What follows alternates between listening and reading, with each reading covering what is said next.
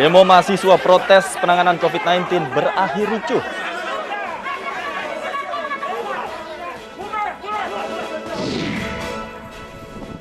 Evakuasi ratusan penumpang KM Simba 01 di perairan Sanana, Maluku Utara berlangsung dramatis.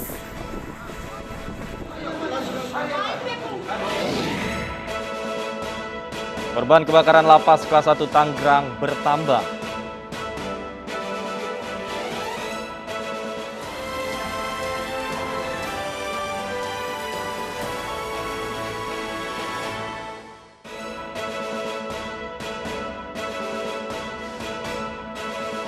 Selamat sore pemirsa, demikian tadi berita pilihan iNews sore hari ini bersama saya Davi Pratama dan rekan saya Bernadetta Ginting yang akan bergantian menyampaikan informasi selama 2 jam ke depan. Deta, selain 3 informasi tadi, kita miliki informasi apa lagi? Baik Davi, hari ini kita awali iNews sore dari informasi yang berada dari berbagai daerah di Indonesia. Dan pemirsa, kita awali informasi dari demo puluhan mahasiswa di depan gedung DPRD Sika berakhir ricuh karena seorang anggota DPRD memaki pendemo. Sementara itu evakuasi ratusan penumpang kapal motor Simba 01 yang mengalami patah kemudi dari tengah laut berlangsung dramatis. Ke jalan, kami melakukan aksi damai. Kericuhan terjadi saat puluhan mahasiswa yang sedang demo di depan gedung DPRD Sika, Nusa Tenggara Timur, dimaki oleh salah seorang anggota DPRD. Mahasiswa yang marah kemudian berusaha menyegel gedung DPRD. Namun sayang aksi mereka dihalangi oleh polisi. Aksi saling dorong dan baku pukul pun terjadi antara polisi dan mahasiswa. Puluhan mahasiswa ini protes penanganan COVID-19 di Kabupaten Sika yang diduga menyalahi aturan. Para mahasiswa menuntut Satgas COVID-19 mengevaluasi mekanisme pelayanan pasien COVID-19 di rumah sakit. Dari Sika, Nusa Tenggara Timur, Joni Nura, iNews melaporkan.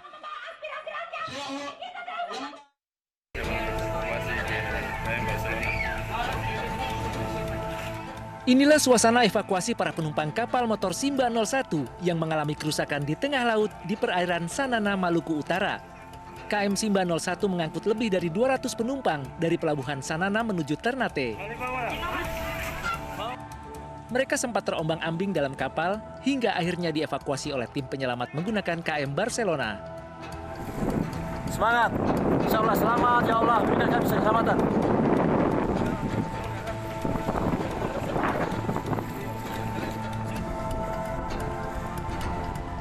Penyelamatan diprioritaskan bagi anak-anak, perempuan, dan manula yang berjumlah 180 orang.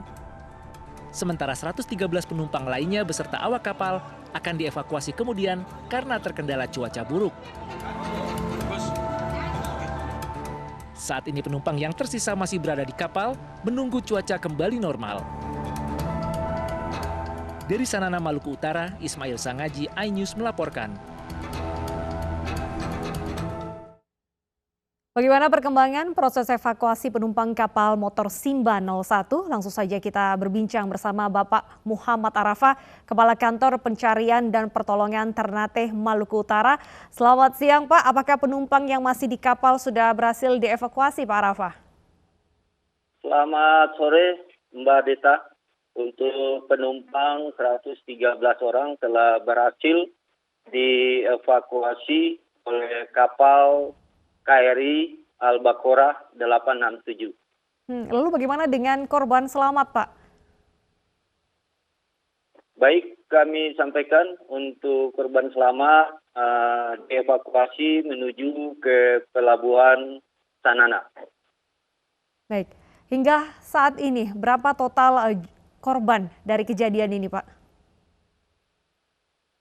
Total korban seluruhnya ada 293, di mana 180 sudah dievakuasi oleh kapal KM Barcelona, dan pada pukul 17.15 waktu Indonesia Timur kami mendapat informasi dari Danpos Unit Siaga Sarsanana bahwa 113 penumpang kapal KM Simba 01 telah berhasil dievakuasi oleh kapal KRI TNI AL Al-Baqarah 867. Demikian. Lantas apakah sudah diketahui apa penyebab dari kejadian tersebut? Untuk penyebab kejadian tersebut mengalami patah kemudi di perairan Mangoli. Demikian. Baik, untuk korban selamat, apakah saat ini masih mendapatkan perawatan di rumah sakit atau sudah kembali ke rumahnya? Untuk korban selamat, setelah dilaksanakan evakuasi ke Pelabuhan Sanana, karena korban dalam keadaan sehat dan diserahkan kepada pihak keluarga. Demikian. Baik, lantas selain mengevakuasi korban, bagaimana dengan kondisi kapal sendiri Pak saat ini? Baik, kami sampaikan pada pukul 14:10 WIT, Kantor Pencarian dan Pertolongan Ternate memberangkatkan satu unit kapal RB309 menuju ke lokasi kejadian kapal KM Simba 01 untuk melaksanakan evakuasi. Dan pada pukul 15.00 waktu Indonesia Timur, kami berkoordinasi dengan PT Harita untuk membantu menyiapkan armada, yaitu kapal PT Harita Berlian 8 menuju ke lokasi Simba 01 untuk melaksanakan penarikan menuju ke Pelabuhan Kupal Bacan. Demikian. Baik, terima kasih atas informasinya Pak Arafah. Selamat bertugas kembali.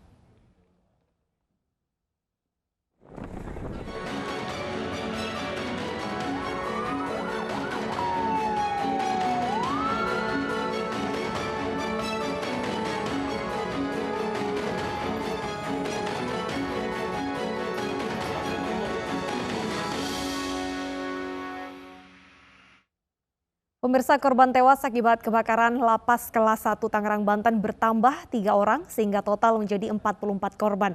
Sementara itu tim medis menyebut peluang hidup korban yang masih dirawat di rumah sakit dinilai kecil.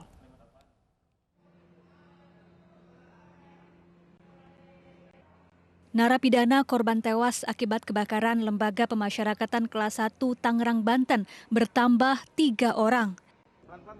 Sehingga total korban meninggal dunia menjadi 44 orang. Ketiga korban meninggal pagi tadi di RSUD Kabupaten Tangerang karena menderita luka bakar di atas 90%. Mereka juga mengalami kerusakan multiorgan akibat terjebak di sel saat kebakaran hebat melanda. Sementara itu sejumlah korban lainnya masih dirawat intensif. Pihak rumah sakit menyebut peluang hidup mereka kecil. Awal pertama kali saya masuk semuanya sadar, pasiennya sadar, cuman memang pasiennya sesak berat karena mengalami kondisi trauma inhalasi. Gitu. Akhirnya kami ambil tindakan untuk melakukan pemasangan ventilator, ya. Terus kemudian pasiennya kami tidurin ya secara total, yaitu sampai akhirnya jatuh ke arah kondisi shock, obat-obatan semuanya sudah maksimal semua, tapi respon dari pasiennya memang minimal sekali. Selain menderita luka bakar, para korban juga mengalami syok dan trauma. Pihak keluarga tidak diizinkan menjenguk guna mencegah penularan COVID-19. Dari Jakarta, Lineke Utsiki, Andrian Firmansyah, iNews melaporkan.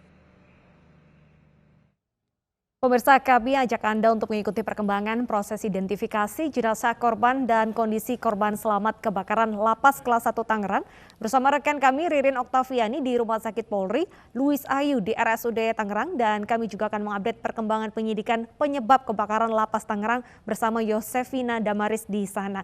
Kita ke Rumah Sakit Polri terlebih dahulu, ada Ririn di sana.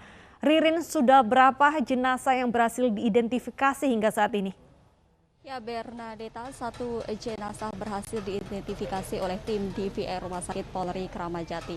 Satu jenazah tersebut atas nama Rudi bin Ong Eng Chue berusia 43 tahun, berjenis kelamin laki-laki dari warga binaan kasus narkoba.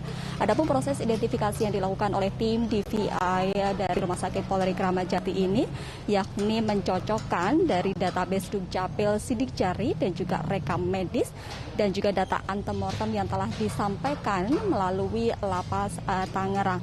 Dari proses pencocokan database dan juga identifikasi tersebut terdapat 12 titik kesamaan dari jempol kanan jenazah.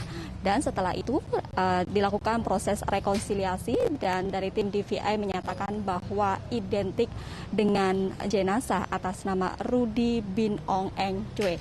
Lantas proses selanjutnya yakni nantinya jenazah akan diserahkan kepada pihak keluarga, namun kami belum mendapatkan informasi pasti kapan jenazah akan diserahkan kepada pihak keluarga.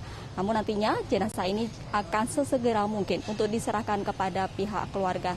Sementara itu, Bernadetta dan juga pemirsa, hingga sore hari ini terdapat 35 keluarga dari korban kebakaran Lapas Tangerang yang telah menyerahkan data antemortem ke tim DVI Rumah Sakit Polri Kramat Jati.